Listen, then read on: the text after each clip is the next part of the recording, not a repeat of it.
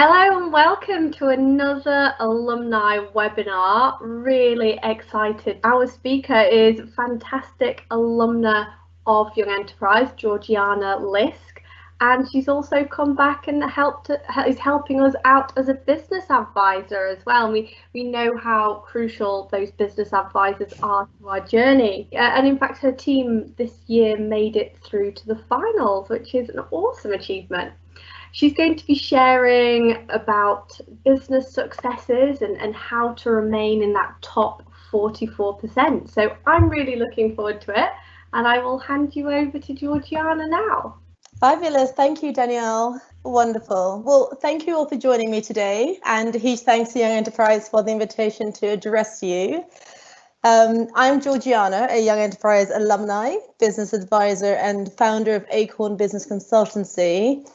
But I like to think is a hotbed of expertise in the key functional areas of business, such as strategy, finance and accounting, sales and marketing, including digital and social media, just to name a few. My early experience of Young Enterprise came in the early 1990s whilst at school in Rickmansworth. Our team was Inspirations, with sassy, driven girls whose sole aim was to win the competition. Roles and responsibilities varied, so too did commitment. I'm sure many of you will second that. I was fully invested.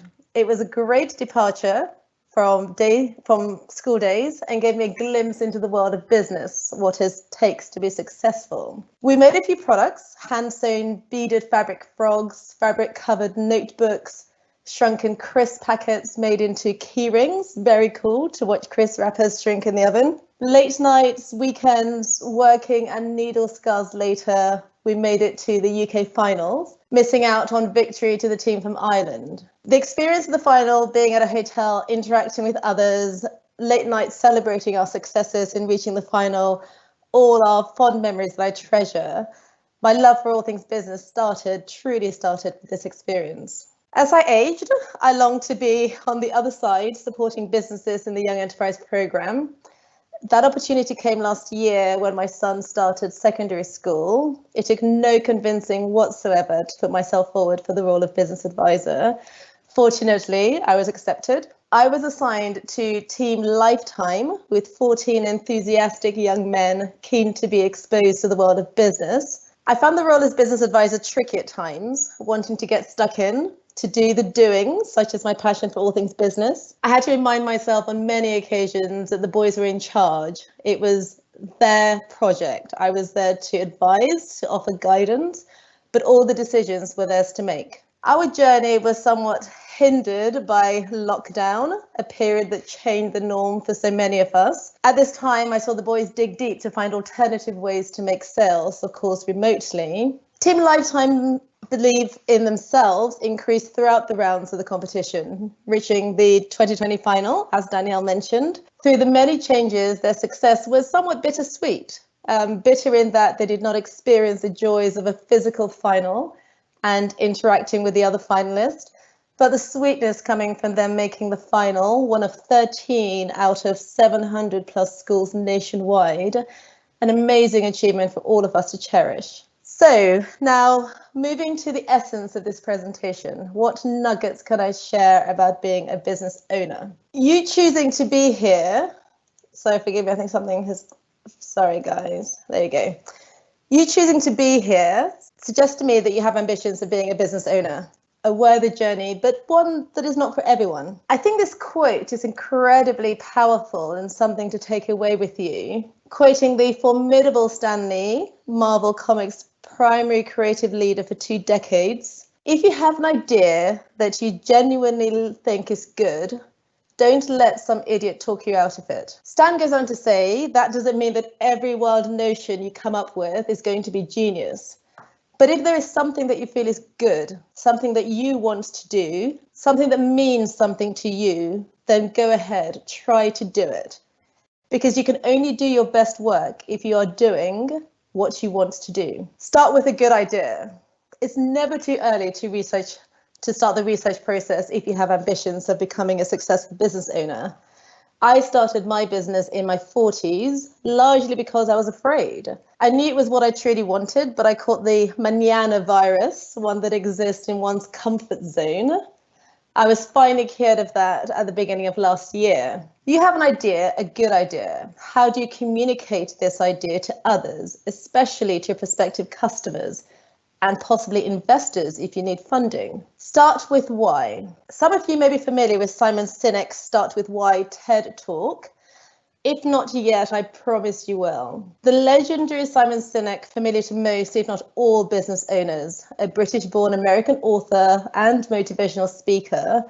He's the author of 5 books, including Start With Why, The Infinite Game, both highly recommended reads for the budding business owners amongst you. In essence, he talks about how to inspire your potential customer, how to explain your business to attract these customers. In explaining their business, most owners start with what, then the how, then the why. So they go backwards. It's not a very, what should I say, great approach, because every company knows, or at least should know, what they do. Some know how they do it, as in what makes them different. Very few know why they do what they do, meaning the non-financial why. To make profit, for example, is a result and not a why. So my main advice to you is to start with the why. People don't buy what you do, they buy why you do it. Again, another Simon Sinek quote.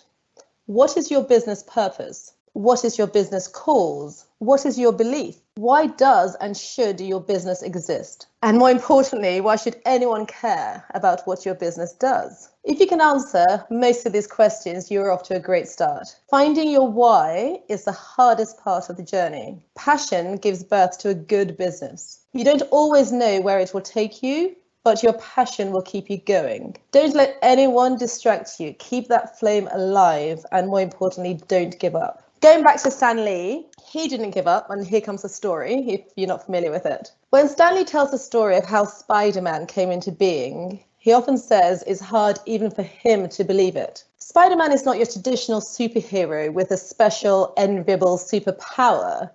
He mostly sticks to walls and crawls on them. Stan pitched the idea to his publisher, who thought it was the worst idea he had ever heard. He explains this by stating, people hate spiders, so you can't call a hero Spider-Man. And teenagers can only be sidekicks. Plus a teenage superhero with personal problems? No way that was going to work. Just to get it out of his system, Stan took a gamble in the final issue of a dying magazine and put Spider-Man on the cover.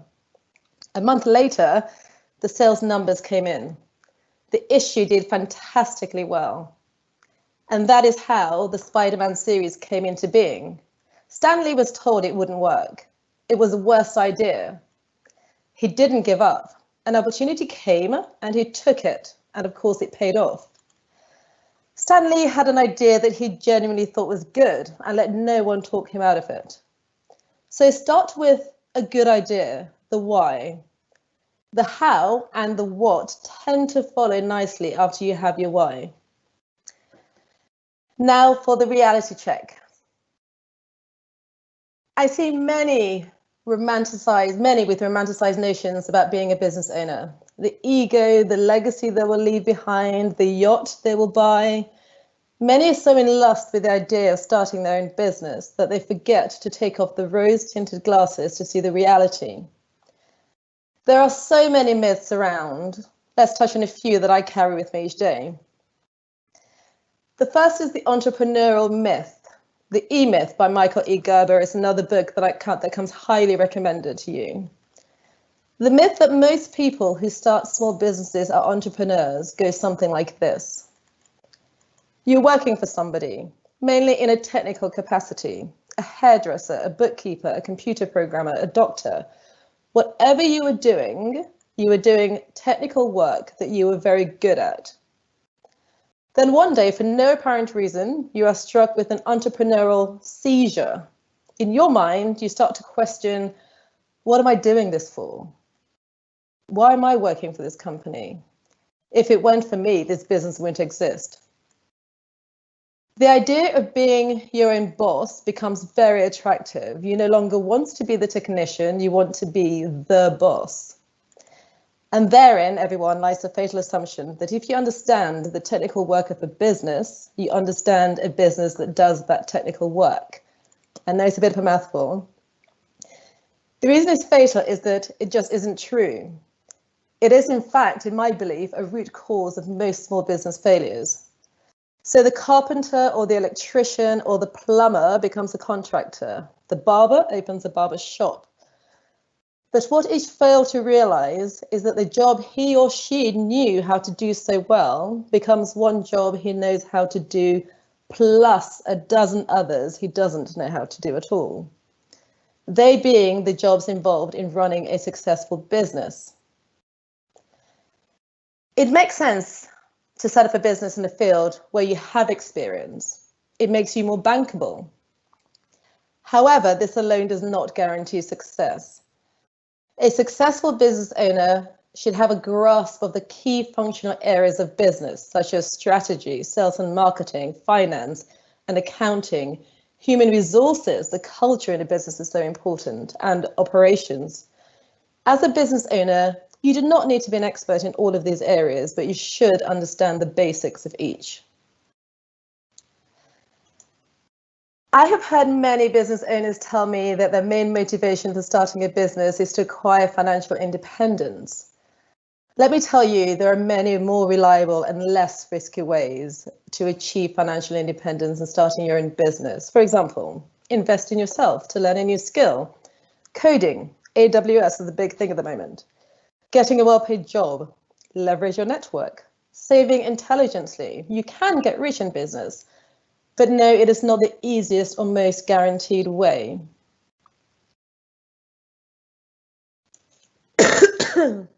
The myth that asserts you need to take a lot of huge risks. I don't mean be gung-ho with your decision making. Make calculated bets and take smaller risks. This is what lean startups are built around.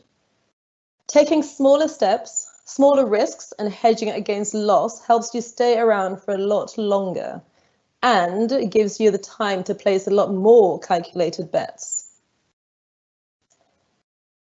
The final myth that one sees each day is that spamming people on social media is a good marketing strategy. We are becoming increasingly time poor. Emails can be a big distraction, taking your focus away from what matters, that being starting and growing your business. If you are to use email marketing to reach prospective customers, prepare relevant, concise content. Tell me, a recipient of one of your emails, what value add your proposition will bring to me, not what you are selling. Now comes the reality check. Many new businesses fail. Far too many, in my opinion, with failings that can be avoided, starting with not being a victim to the many myths. The average age of a new business is 8.5 years. Then it ceases to exist for whatever reason. According to the Small Business Association, 30% of new businesses fail in the first 2 years. 50% fail in the first 5 years, and a whopping 66% of new businesses fail in the first 10 years.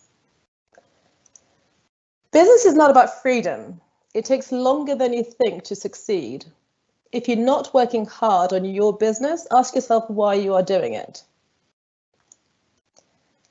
Now, this next one may sound silly or even scary, but don't have a backup plan. That way, you will give it your all, as there is no backup. Your mindset is set to succeed. A successful business is all about sacrifice. Business is, at its core, a give and take process. The more you invest, the more you'll reap the rewards later. There is no greater shot of adrenaline than the one you receive after reaching a goal and knowing you worked extremely hard to get to that point. As Nelson Mandela once said, a winner is a dreamer who never gives up. And another one from him, the brave man or woman is not one who does not feel afraid, but one who conquers that fear. So, is it worth it? Absolutely. Prior to becoming a business owner, work on you. Develop good work ethic. A strong work ethic is an important part of being successful in your career, whether or not as a business owner or as an employee. Work ethic is a set of values based on the ideals of discipline and hard work. Forming good habits such as focusing, staying motivated, being punctual, being respectful to others no matter where they are in the organizational hierarchy, finishing tasks on time will help you get ahead. All of this helps to create a great work ethic that will impress employers and future business associates. Acquire an affection for the word no. Be prepared to hear it, and that you will, many times over, but do not be deterred. Develop resilience. Make mistakes, but learn from them. If you aren't making mistakes, you're not trying hard enough.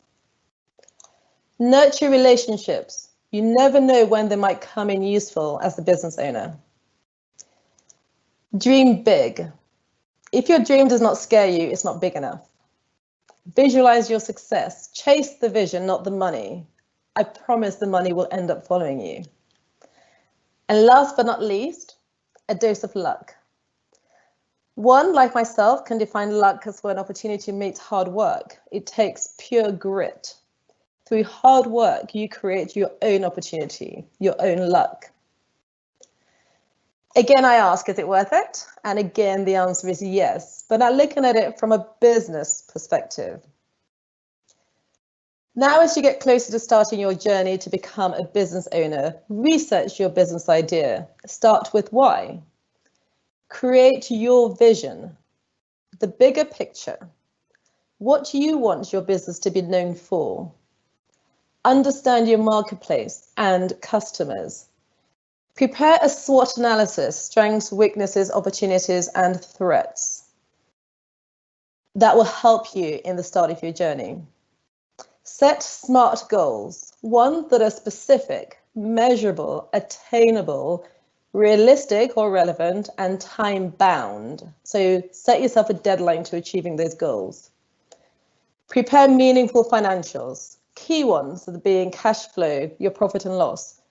If the numbers do not support your idea, think again and revisit your idea or the business plan. So to conclude, if you have ambitions of being a business owner, you must take a leap of faith.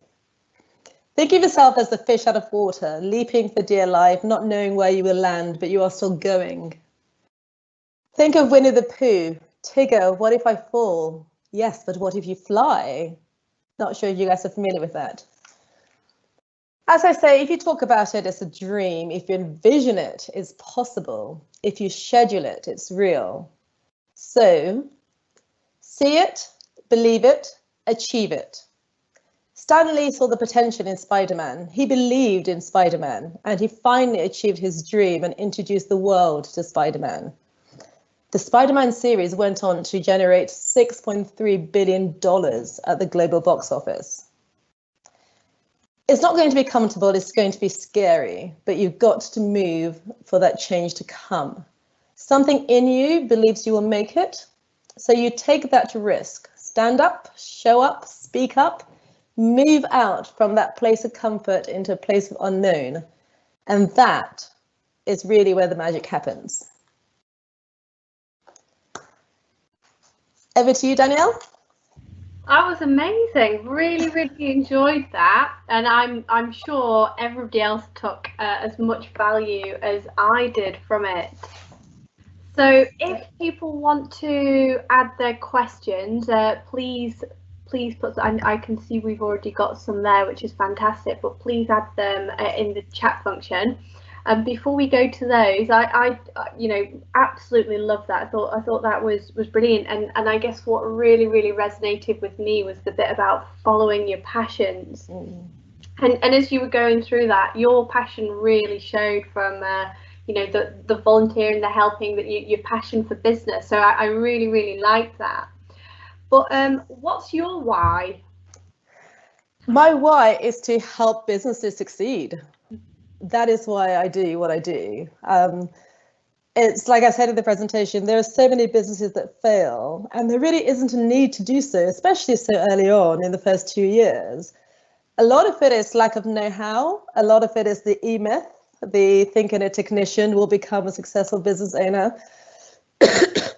I think once you have a realistic approach, and you are open to advice, to suggestions, no man is an island, you can't do things on your own. So it's a case of being fixed in what you want to achieve, coming across those who can help you get there, be open to ideas, be open to changing your business plan, your vision, because there are many ways to get to where you want to be. So as long as I have that in mind, I'm helping businesses stay afloat and see them in 10 years, then my dream has come true. Oh, awesome. And that really neatly ties into the question that Frances has sent through. She says, what impact is COVID having on business success, and how can I reduce the risk of it having a negative impact on my business? Well, it's undeniable that it has affected every business, some positively, some negatively. It's very easy to say my business is failing because of COVID. Of course, there are going to be some businesses that are untenable given the significant change in the business landscape. How you minimize it is revisiting a business plan. Revisit your idea. Is your idea sound in this current day? The marketplace has changed. Consumer attitudes have changed. Our ability to move around has changed. So you need to think about, does your idea still work? Does it work in this current day? And if it doesn't, make some changes to it. But be honest with yourself. Don't have the rose-tinted glasses. Don't romanticize too much. Be honest to say, is my business of this current day, and will it continue to be a going concern in the future? And if the answer is no, find out how you can change it to make it become so. Or if not, there's nothing wrong in stepping away. You've had great experience in running a business. There might be something else that you might want to do that you may want to invest in now. I hope that answered it. Yeah, that was really good, and some real practical, tangible advice there on that whole adaptability approach. You kind of touched on this, but the next question's around fear of failing. So that fear of failing in business makes me nervous about taking the leap. So what can I do to get out of that comfort zone is the question. Embrace that fear.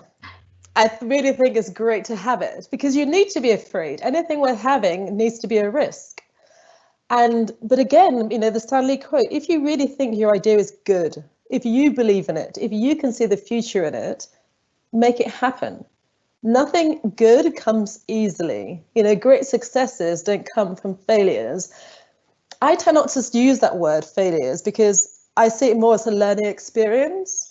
So I see it as a case of things didn't quite work out. So what am I going to do for me to get what I need to achieve my objective? So you cannot fail unless you take the leap. So go for it. Be brave. I like that, and I love how you look at that failure as a learning experience. And what I've certainly noticed about failure is people tend to take failure quite personally. So they'll see themselves as a failure rather than things haven't quite gone right this time. So is that something you've noticed, or? Oh, absolutely. I think a lot of people take business decisions and experiences very personally. And there's no emotion in business. It really has to be pragmatic. As much as you love what you're doing, you love your idea, not everyone's going to love it. Why should people care what you do? Not everyone is going to be 100% behind you, but you are going to have some who are, and they're the ones that you market to. They're the ones that you target. They're the ones that you work with. Super. So the next one is, do you recommend volunteering with Young Enterprise, and if so, why? Oh my gosh, in the Young Enterprise program, love it, absolutely love it. And yes, I would recommend it highly. I think it is great to see the creativity with young people. I am much older. It is an experience it is not an experience to work with people, work with people with different ideas, different mindset. Is great for personal development, in that you can be more open and understanding of ideas, where people are coming from, how different personalities, characters work within a team. It gives me so much, regardless of the competition itself, just seeing how the boys embrace business, because a lot of youngsters these days do want to set up their own businesses. Not many want to be employed forever. They have great ambitions, which is much more so, I think, than my generation had. It's a great personal fulfillment, volunteering in the program. So yeah, I would definitely recommend it. I like that. Volunteers give so much, and certainly at Young Enterprise we wouldn't be able to operate without their support, but it's really great to hear that you get a lot back from it too. Absolutely. I'm always wanting to learn, and when you have a team of 14, 9, 10, I don't know what the makeup is, you are learning and you are connecting with the current generation that are going to be leading the way in the future. So it's beautiful to get in at that young age of 6 and 17 and just see what they like, what they enjoy, and be connected to the now. Yeah, awesome. Next question, how do you find your why? Well, gosh, it was repeating in my career. So I'm a chartered accountant by profession. I started in audit, so we're going to companies to audit their books at the end of the year. And the part that I always enjoyed was where we have to write a report to management, to report to the directors, stating what is good about the business, where the improvements ought to be made, what they could do to make things better, what they could do to make sure they are here next year for us to revisit. And it was always about growth. It was about finding the challenges or the hurdles and breaking them down. It was always moving the right trajectory. So I left audit quite quickly because audit for me was very historic, because you're looking back at historic numbers. So I wanted to basically start working on my craft of understanding business in the business world, understanding how decisions one take manifest, the rewards come from decisions, be they good or bad. And again, I don't think there's any bad decision. It just wasn't the right decision at the time. Have I strayed? So throughout that, I started working with an American company. I looked after their brand in Europe. I loved every aspect and versatility that gave me my day-to-day job. So working with numbers that I'm very comfortable with, negotiating contracts with companies in Europe, distributors, logistics companies, product sourcing in China, Vietnam, Bangladesh. It opened my eyes to so much that businesses have to consider, not necessarily be experts in, but get to understand.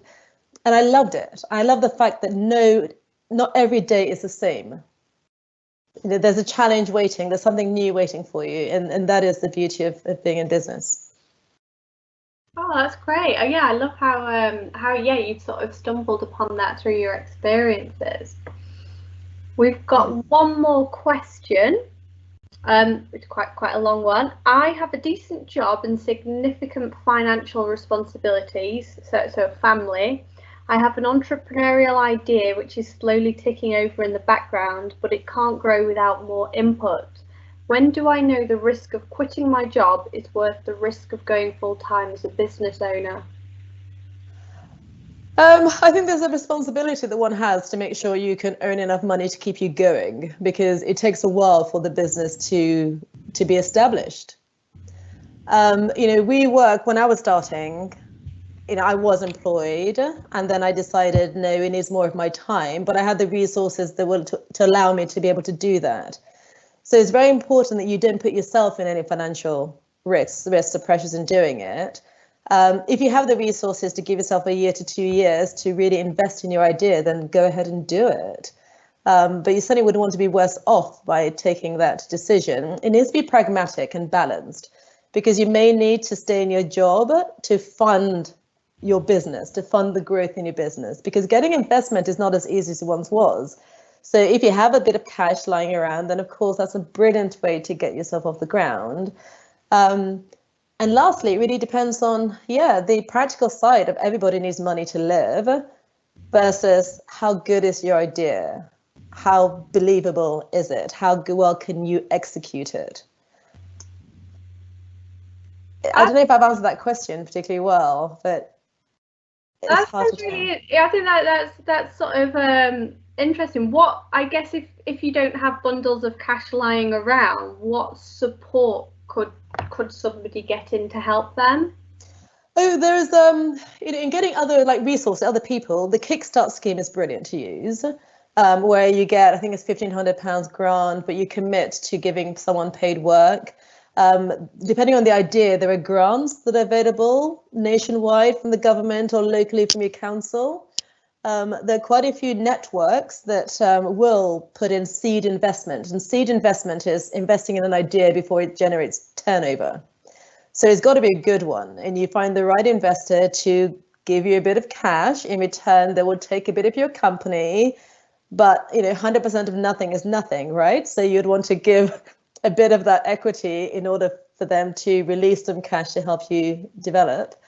And take it in bite sizes, because your vision and dream might be so big that it requires a lot of money to get it off the ground. But ask yourself, do you need to do that right now?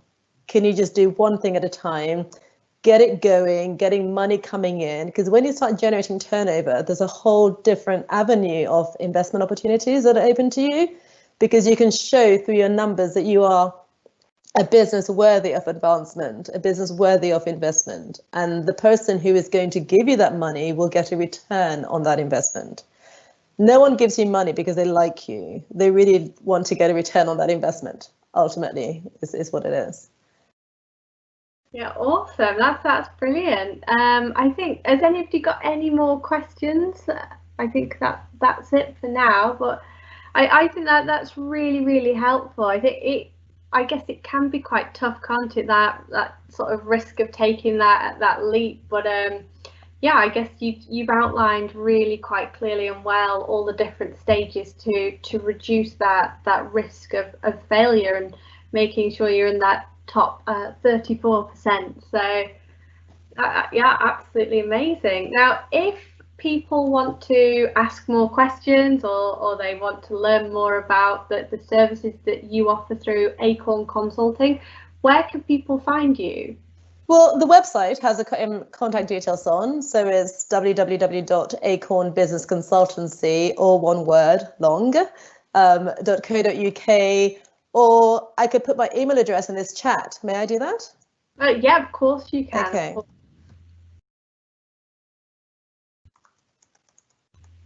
Am I right? So spelling it right. It's so long. And for those of you on LinkedIn, you can find me on there. And what else? Yeah, that's it. Just drop me an email. Take a look at the website, look at the comments that clients say, make sure it's the right fit. And I'd only be happy to hear from you. It'd be great to support everybody. Oh, lovely. No, that sounds brilliant. We have a lovely comment from Jan, who says, great webinar, Georgiana's brilliant. Oh, thank you so much. I really hope you all enjoyed it. But take the leap, it is really worth it.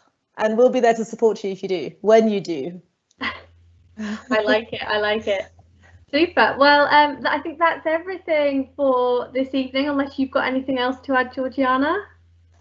All I say is good luck, and you got to try and have faith in yourself, right? You have to have the belief. You need to have that genuinely good idea, and only you can execute it. So Godspeed, as they say. Good luck.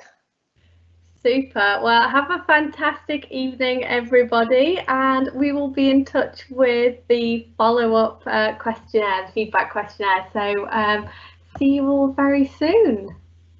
Bye, everyone. Have a lovely evening.